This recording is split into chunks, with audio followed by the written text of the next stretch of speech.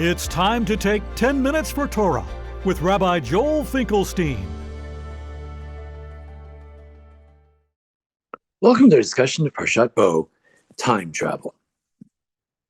If you look at Parshat Bo, it says very clearly, the very first things that a Jew does, one of the very first mitzvot the Jews have as a nation, is chapter 12 in Exodus, Perek Yudbet, Parshat Bo, where it says, that this edus is mesur lachem, this testimony as to whether the new moon has arrived or not, whether it is a new month or not. This is given to the court of the Jewish people, to the Jewish nation, to determine. As Ibn Ezra pointed out, if we can't have Pesach in the spring, if we just keep having 29, 30 days of Rosh Chodesh of months, of days of the month every month, it's not going to work out. We're going to land out like the Muslims, where Ramadan could fall in the winter as much as it could fall in the spring, as much as it could fall in the summer. Everything will be completely thrown off every number of years. What we have to do is we have to intercalate the calendar. We have to add leap months, where we add an extra day. We have to add leap years, where we add an extra month, so that the solar calendar, lunar calendar will continue to line up. Sukkot will be the time of the gathering. Pesach will be the time of Aviv, of spring, and the holidays will be when they're supposed to be. So in other words, the notion of time was given to the Jewish people. It's true, Shabbat is determined by God. The days, the nights are determined by God. But the years and the months are determined by the Jewish people, particularly the months.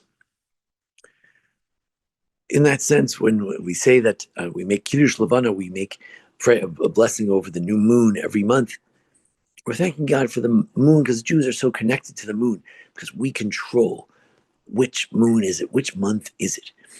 Do we need to have a leap year or not? This idea that Jews can control time is, as we explained in a class the other day, this is found in a number of different areas. The notion in this parsha that's introduced that you should tell your children that Bavur said, because of this matzah, we went out of Egypt. In other words, you're going to tell your children, Zachor, remember this day. By remembrance, as Rabbi Soloveitchik pointed out, we don't just remember, there's a historical fact in the year 1200, the Jewish people went out of Egypt. No, we live it every year. We turn the clock back. We say on Pesach that it's as if we went out of Egypt. It's a whole new ballgame. The Sfas Emes, the Kedushas Levi, various Hasidic rabbis say that embedded in time is like a wormhole where we experience time travel, where on Shavuos we re-experience the giving of the Torah, where not only on Pesach we re-experience the Exodus, but on Sukkot we re-experience being in the desert. On Hanukkah we re-experience the miracle. There's a miracle embedded Bazman has in time itself. There's a wormhole in time itself, so that on Hanukkah we can go back to the notion of miracles. It's a time of miracles. It's still a time of miracles. This notion that Talmud Torah, that by learning Torah, telling our children not only about the Exodus but about all Torah, as eventually Torah will command in Devarim, in the Shema, that we have to teach the Torah to our children. Torah itself, as Rabbi Soloveitchik pointed out, turns time on its head. What does it mean that many Jews, their favorite person is the Rambam, or Rashi, or Rabbeinu Tam, or the Chizkuni? A Jew lives in a common world with these people. They once asked Rabbi Soloveitchik, please, would you speak at the, I think it was the 850th anniversary of the Rambam's death?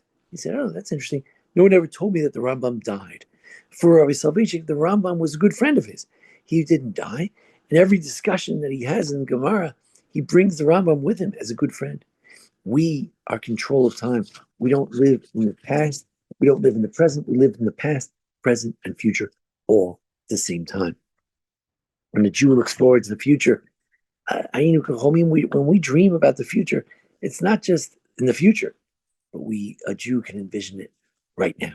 When we read the Avodah on Yom Kippur we read about what the Kohen Gadol would do in the ancient times, to the high priest would do to bring about the atonement of the Jewish people. We feel we're doing it. We feel like we're there with him in ancient times, in a totally different place, in the land of Israel, in Jerusalem, in the Holy of Holies. We're with him. But it's not only that. It's not only in Jewish philosophy, Jewish thought, that Jews control time, but rather in Jewish law, in the Torah law. For instance, no greater place than Hatarat and Darim.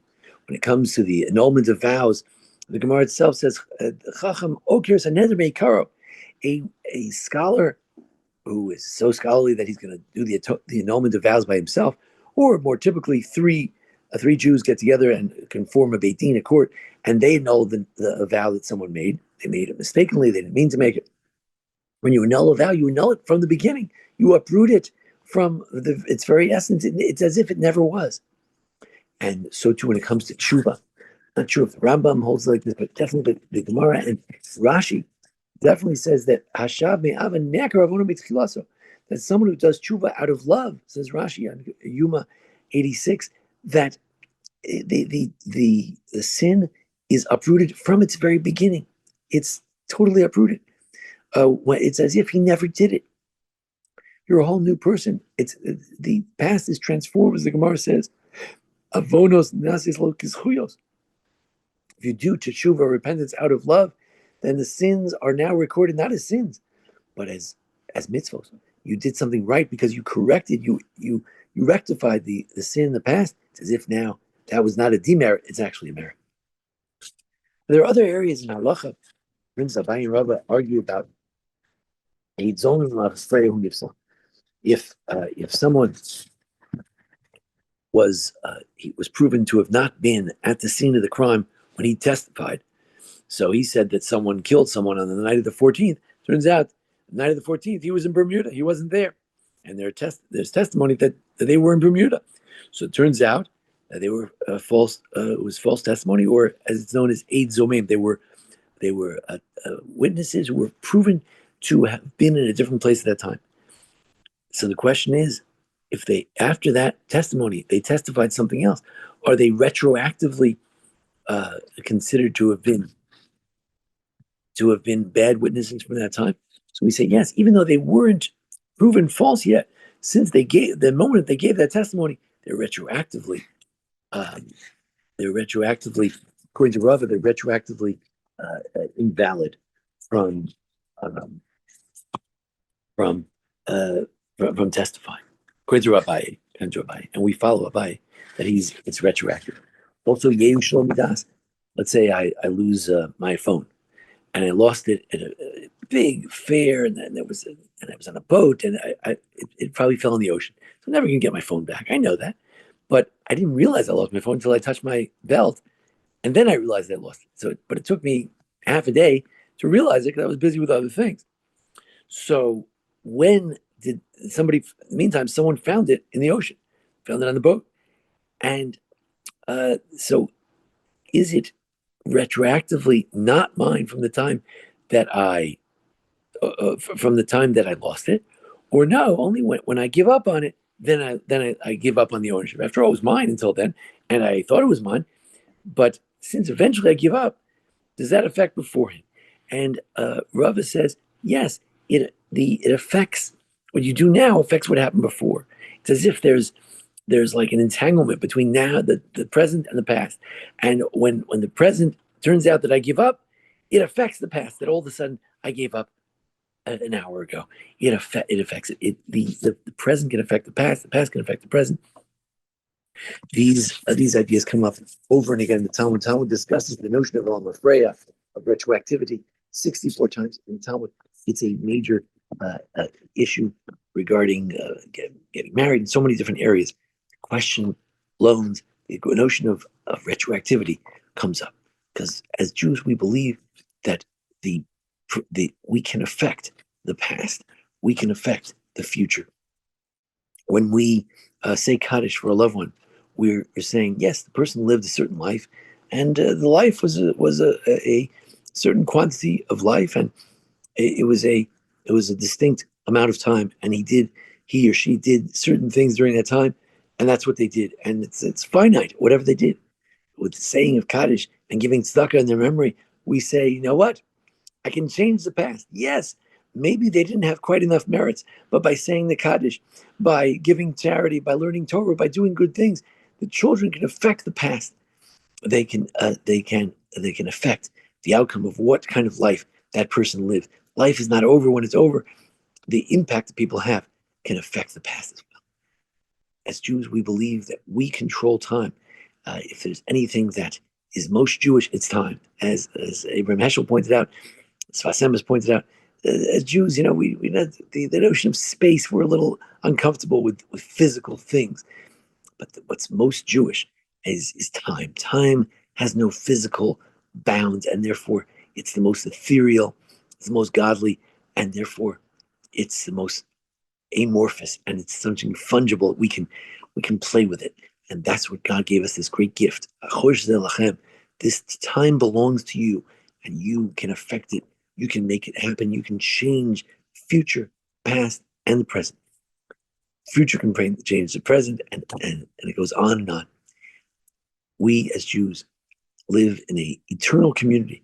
We're living with the Rambam, and we're living with the Mashiach, all in our same Jewish consciousness, because God has given us time to structure it, to play with it, and to change it, so that indeed we can make sanctuaries in time. We can make Shabbos. We can make a day into a holy day. We can make Rosh Chodesh into Rosh Chodesh. We can make a Pesach. We can affect what time looks like.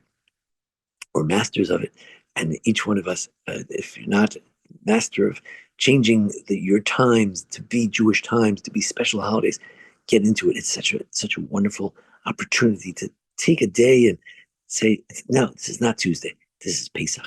This is not Saturday. This is Shabbos. It's not Friday night. It's Shabbos. And I'm going to make it special.